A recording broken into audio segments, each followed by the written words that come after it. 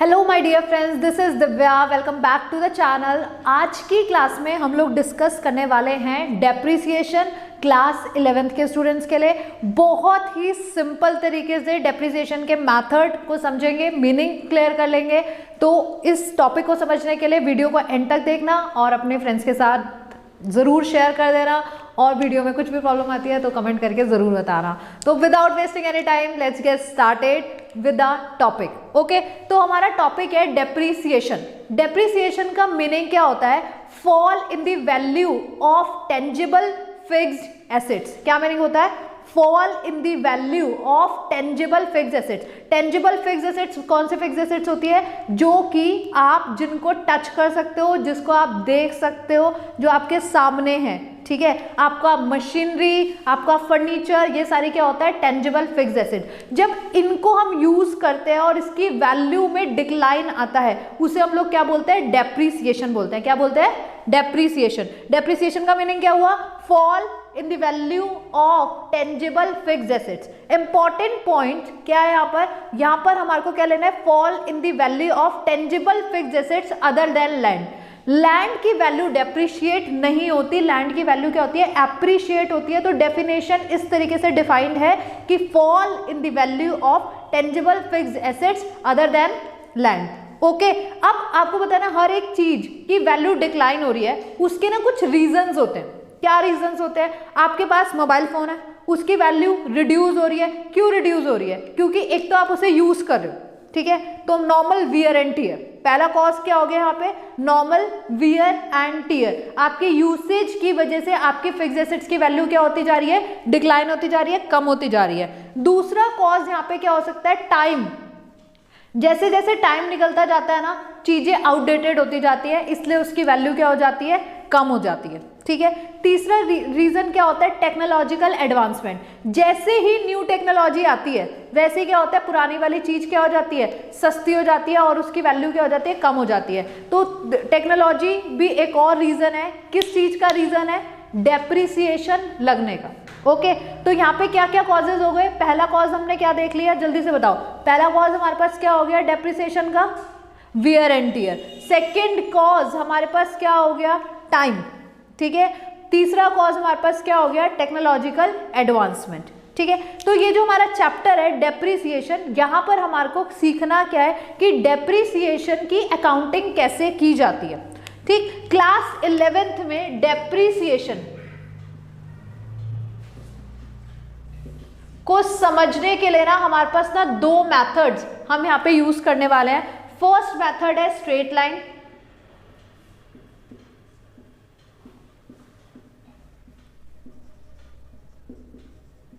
जिसको हम बोल सकते हैं SLM। ओके, और सेकंड मेथड है रिटन डाउन।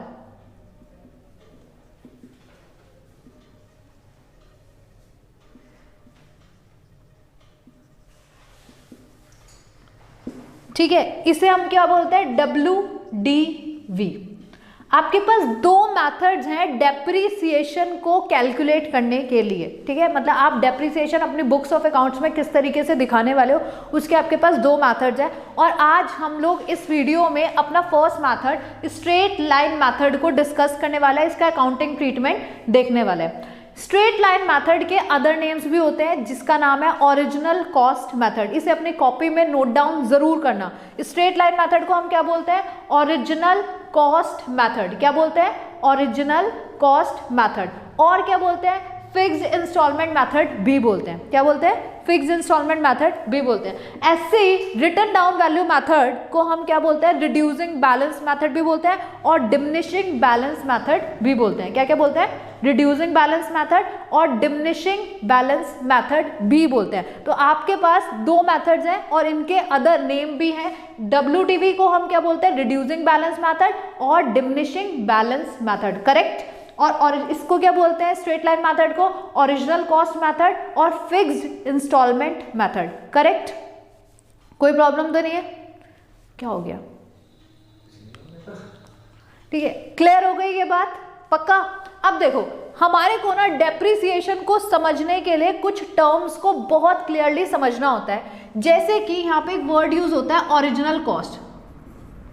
क्या वर्ड यूज होता है? Original cost. ठीक है, सेकेंड वर्ड जो हमारे पास अकाउंटिंग में यूज होने वाला है वो होता है स्क्रैप वैल्यू। थर्ड वर्ड जो यहां पे हमारा बहुत ज्यादा यूज होने वाला है वो है बुक वैल्यू।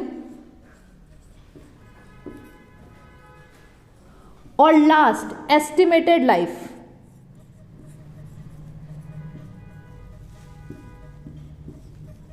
क्या है last word? Estimated life. Okay, तो देखो यहां पर डेप्रिसिएशन को समझने के लिए हमारे को इन 4 टर्म्स को बहुत क्लियरली समझना है। ओरिजिनल कॉस्ट मतलब क्या होता है? आपकी जो फिक्स्ड एसेट्स है जिसके ऊपर हम डेप्रिसिएशन चार्ज करने वाले हैं उसकी कॉस्ट क्या है। ठीक है, ओरिजिनल कॉस्ट मतलब जितने पे आपने उस एसेट्स को खरीदा उसका cost price is original cost. Correct. Second word यहाँ पे हम लेते हैं scrap value.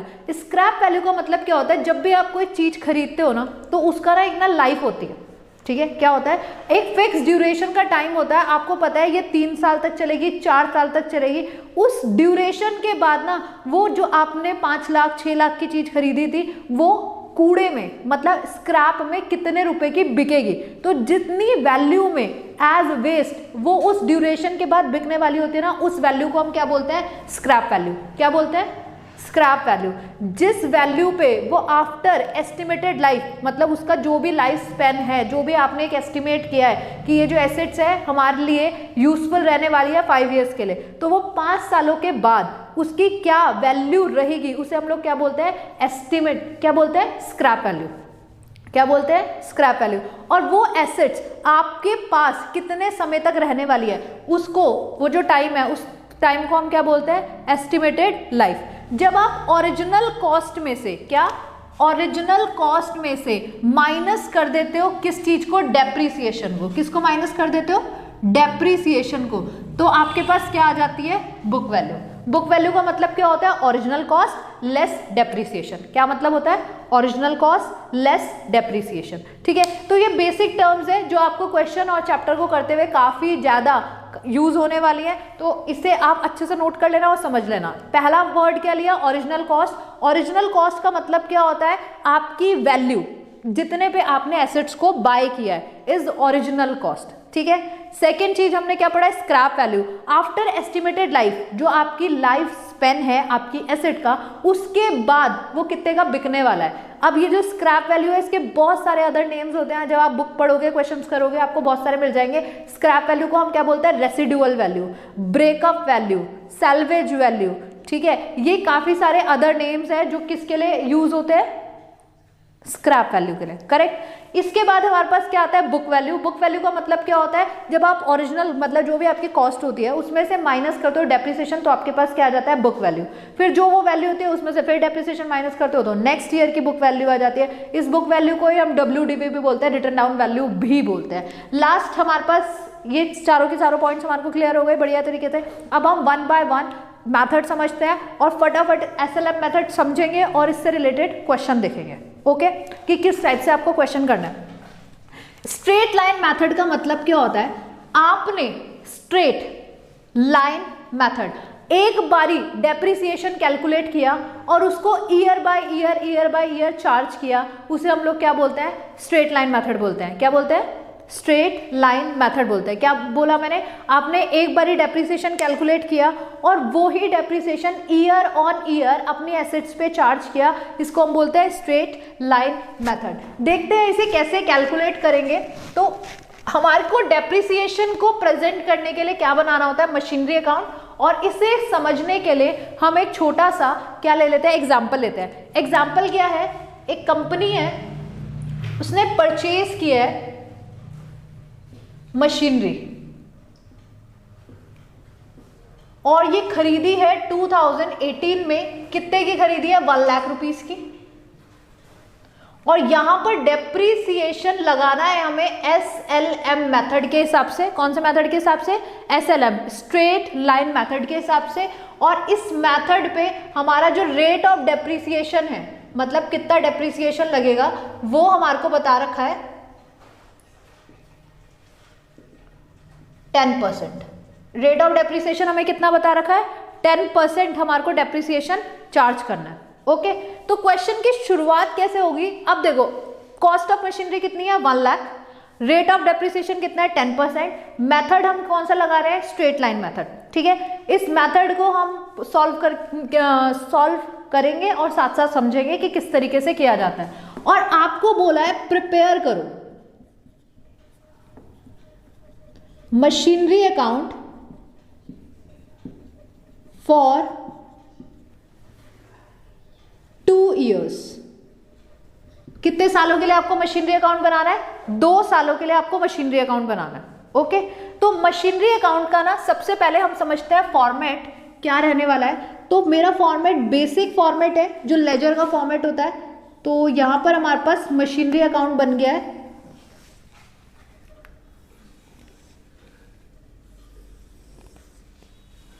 Date, particular, this is journal folio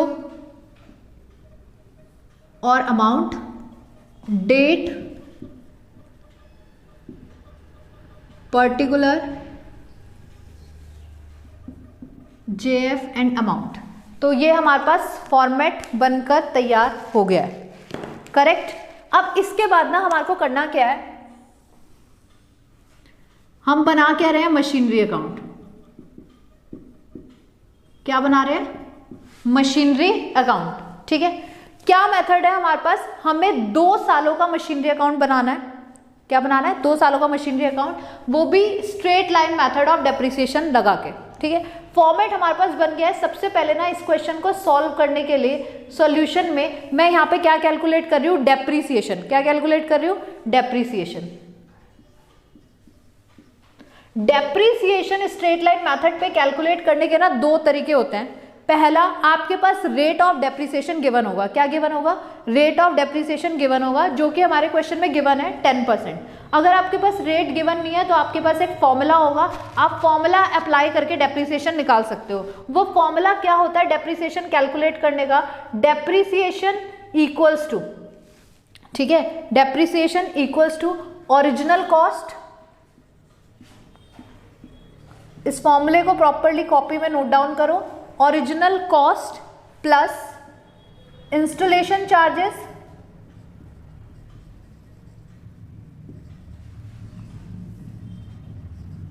ये हमारी टोटल होती है कॉस्ट ऑफ एसेट्स। इसमें से माइनस करेंगे, किस चीज को डिडक्ट करोगे? ओरिजिनल कॉस्ट में से आपने क्या करा? इंस्टॉलेशन एक्सपेंसेस ऐड किया और लेस क्या करेंगे? Scrap value. Okay, scrap value का मतलब क्या है? Eight the end of estimated life ये आपका जो भी आप मशीनरी है वो कितने की बिकने वाली है। एस्टिमेटेड आपने क्या किया? ओरिजिनल कॉस्ट प्लस इंस्टॉलेशन, ये आपकी निकल गई एक्चुअल कॉस्ट ऑफ मशीनरी। इसमें हमने माइनस किया है स्क्रैप वैल्यू। आपके पास डिवाइड करके आंसर डिवाइड किससे करेंगे? Estimated life.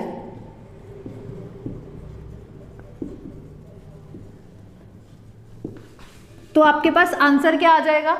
Depreciation, value of depreciation. तो डेप्रिसिएशन निकालने के आपके पास 2 तरीके हैं। देखो, जो मैंने आपके पास एग्जांपल लिखा है ना, इसमें ना तो एस्टिमेटेड लाइफ गिवन है, ना ही ओरिजिनल आपके पास सिर्फ ओरिजिनल कॉस्ट गिवन है, ना ही आपके पास स्क्रैप वैल्यू है, ना ही कोई इंस्टॉलेशन है। मतलब इस फॉर्मूले में फिक्स होने के लिए कुछ भी नहीं है। तो यहाँ पे हमारे पास डायरेक्टली क्या गिवन है? परसेंटेज गिवन है। तो हम डेप्रिसिएशन इस फॉर्मूले से नहीं निकाल रहे हैं। हम डेप्रिसिएशन कैसे निकालेंगे? सीधा लिखेंगे ओरिजिनल कॉस्ट, इसका 10% निकाल लो, क्योंकि 10% रेट ऑफ डेप्रिसिएशन गिवन है। हमारा आंसर क्या आ गया? 10,000। तो इस क्वेश्चन के लिए हमारा डेप्रिसिएशन कितना निकल गया है? 10,000, ठीक है। अगर आपके पास परसेंटेज गिवन है तो आप परसेंटेज बेसिस पे निकालो, अगर परसेंटेज गिवन नहीं है तो आप किस बेसिस पे निकालोगे? फॉर्मूला। और फॉर्मूला हमारे पास क्या है? Original cost plus installation expenses less scrap divided by estimated life. क्या फॉर्मूला है? Original cost plus installation charges minus scrap value divided by estimated life. Correct? कोई दिक्कत तो नहीं है? पक्का? देखो, अब हमारे को क्या करना है? मशीनरी अकाउंट में पोस्टिंग करनी है।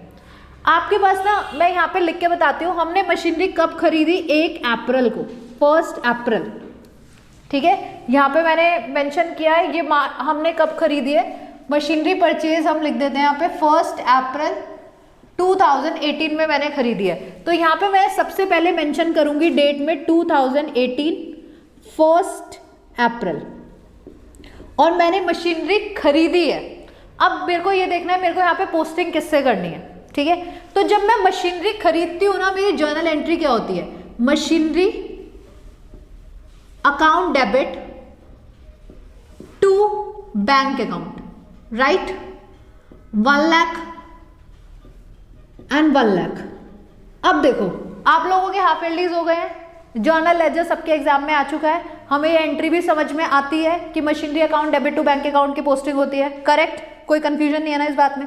अब मशीनरी टू बैंक, परफेक्ट है, मशीनरी टू बैंक, इसको अगर मेरे को लेजर में पोस्ट करना होगा, दिस इज लेजर, मशीनरी का लेजर बन रहा है, तो हम क्या करेंगे, मशीनरी का लेजर बन रहा है तो मशीनरी को नहीं देखेंगे, यहाँ पे क्या है हमारे पास टू बैंक, ठीक है, मशीनरी को हटा देंगे, जिसका भी लेजर बन रहा होता है उसके अपोजिट वाले अकाउंट पे फोकस करते हैं, पोस्टिंग ऐसी होती है।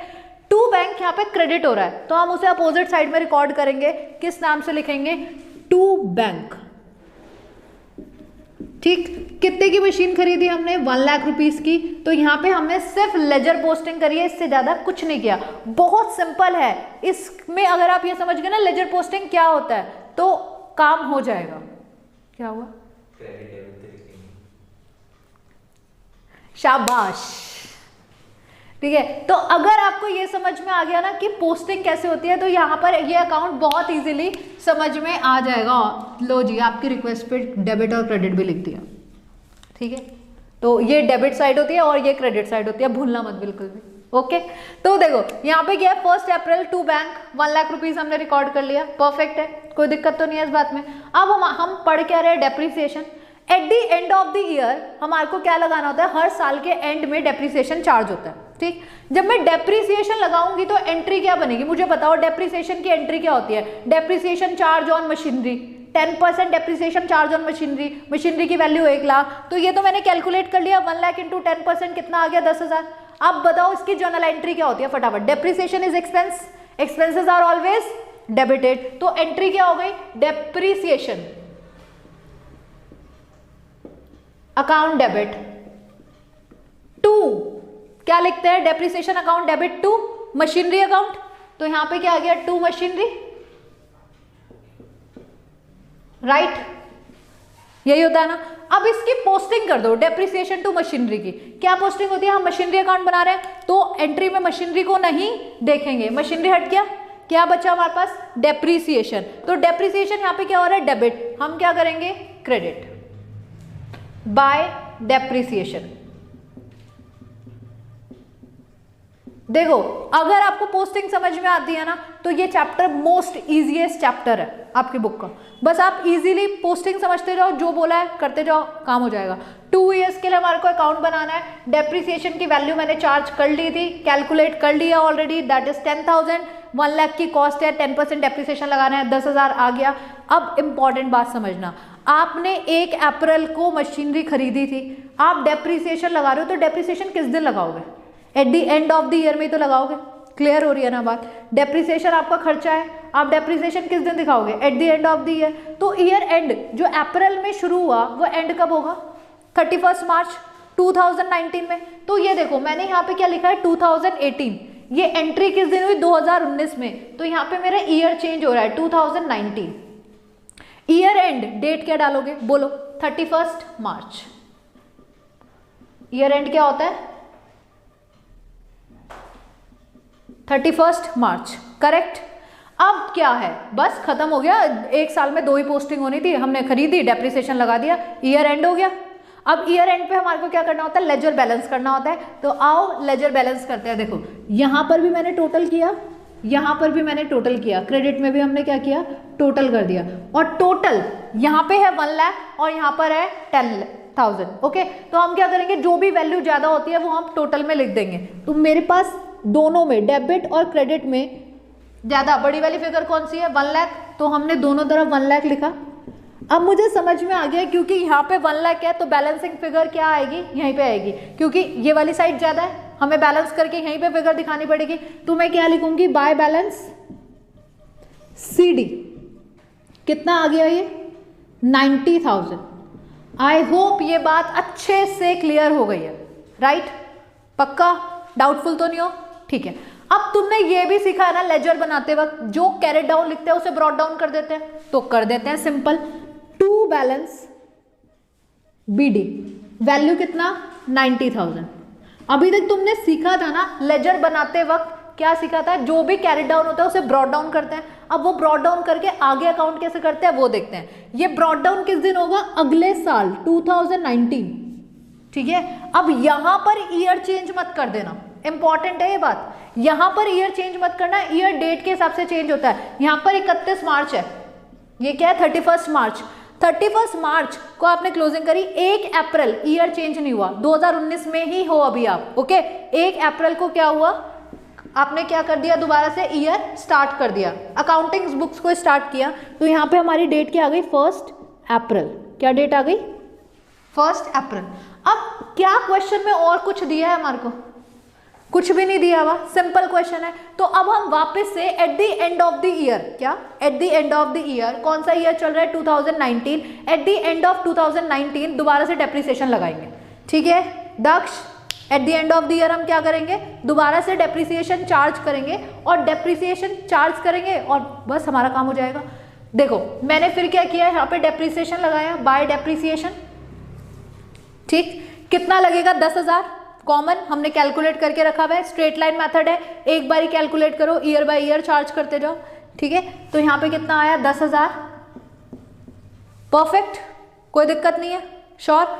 अब देखो यहां पर डेट क्या लिखेंगे हम, डेट इज वेरी इंपॉर्टेंट, ठीक है। ये बहुत सिंपल सा एक क्वेश्चन है, बेसिक, बट जब आप एडवांस क्वेश्चंस देखोगे इसके, सेल परचेज आएगी इसमें, तब डेट ही सबसे ज्यादा इंपॉर्टेंट होती है। क्या है यहाँ पे हमारी डेट क्या आएगी, ईयर एंड, ईयर स्टार्ट कब हुआ था, अप्रैल 19 में, एंड कब होगा 2020 में, 31 मार्च को, ठीक है। और डेप्रिसिएशन कितना चार्ज हुआ 10,000। अब वापस से हम अकाउंट को क्या करेंगे, बैलेंस करेंगे।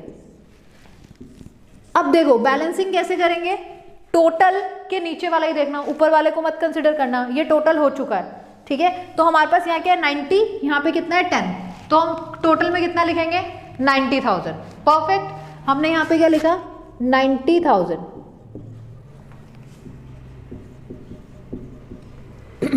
इस 90 में से अब 10,000 मैं माइनस करूंगी तो क्या निकल गया मेरे पास, बाय बैलेंस CD, जो कि कितना आया 80,000। अब ये किस दिन बैलेंस निकाला मैंने, 31 मार्च, क्योंकि यहाँ पे ईयर चेंज नहीं हो रहा है तो 2020 ऊपर लिखा हुआ है, रिपीट लिखने की नीड नहीं है। अब मैंने यहाँ पे वापस से क्या लिखा 2020 और 1 अप्रैल, और इस बैलेंस को मैं क्या कर दूंगी brought down, to balance brought down, और वैल्यू कितनी आ जाएगी 80,000, ठीक है। जो हमने कैरेट डाउन कैलकुलेट किया था उसको हमने ब्रॉड डाउन कर दिया, और हमारा डेप्रिसिएशन SLM मेथड में सिंपल एंट्री कैसे होती है क्लियर हो गया, ठीक है। तो डेप्रिसिएशन कैलकुलेट करने के लिए पहली बात, डेप्रिसिएशन क्या है, fall in the value of tangible assets. इसको कैलकुलेट करने के 2 मेथड्स हैं, आपकी बुक्स में 2 मेथड्स हैं, अदरवाइज और भी मेथड्स होते हैं। कौन कौन सा मेथड है, स्ट्रेट लाइन मेथड और WDV, ठीक है। स्ट्रेट लाइन का मतलब क्या होता है, जब डेप्रिसिएशन की वैल्यू चेंज नहीं होती ईयर बाय ईयर। तो यहाँ पर इस क्वेश्चन में हमारी डेप्रिसिएशन की वैल्यू कितनी निकली थी 10,000। हमने देखो दोनों ईयर्स में, यहाँ पर भी और यहाँ पर भी 10,000 वैल्यू रखकर ही कैलकुलेट किया, ठीक है। और स्ट्रेट लाइन मेथड को हम और क्या बोलते हैं, ओरिजिनल कॉस्ट मेथड भी बोलते हैं, और फिक्स्ड इंस्टॉलमेंट मेथड भी बोलते हैं। क्या बोलते हैं, फिक्स्ड इंस्टॉलमेंट मेथड भी बोलते हैं, क्योंकि इसकी इंस्टॉलमेंट चेंज नहीं हो रही होती। अकाउंटिंग करने का तरीका क्या होता है, आपके पास वैल्यू दी होती है, आपकी ओरिजिनल कॉस्ट कितनी है, आपको उस पर डेप्रिसिएशन लगाना होता है, आपको बेसिकली फिक्स्ड एसेट्स का अकाउंट बनाना होता है, उस पर डेप्रिसिएशन का ट्रीटमेंट दिखाना होता है। यहाँ पे कुछ वर्ड्स इंपॉर्टेंट होते हैं, जैसे डेप्रिसिएशन, ठीक है, मतलब fall in the value of assets. दूसरी चीज इंपॉर्टेंट क्या होती है, स्क्रैप वैल्यू। स्क्रैप वैल्यू का मतलब क्या होता है कि आपकी जो वैल्यू है, ठीक है, आफ्टर यूजफुल लाइफ आपकी वो जो एसेट्स है वो कितने में बिकने वाली है। स्क्रैप वैल्यू को हम सैल्वेज वैल्यू, रेसिडुअल वैल्यू भी बोलते हैं। तीसरी इंपॉर्टेंट चीज होती है बुक वैल्यू। जब आप ओरिजिनल कॉस्ट में से माइनस कर देते हो डेप्रिसिएशन, तो आपके पास क्या आ जाता है, बुक वैल्यू आ जाता है। और साथ में होता है एस्टिमेटेड लाइफ। एस्टिमेटेड लाइफ का मतलब क्या होता है कि आपकी वो जो एसेट्स है वो कितने सालों तक चलने वाली है, ठीक है। इतना सब, ये सारी चीजें इंपॉर्टेंट है और ये बेसिक है हमारा स्ट्रेट लाइन मेथड का। I hope this video is useful for you all. तो प्लीज जाते जाते वीडियो को लाइक, शेयर और सब्सक्राइब करना बिल्कुल भी मत भूलना। मिलते हैं आपसे अगली वीडियो में, तब तक के लिए बाय बाय।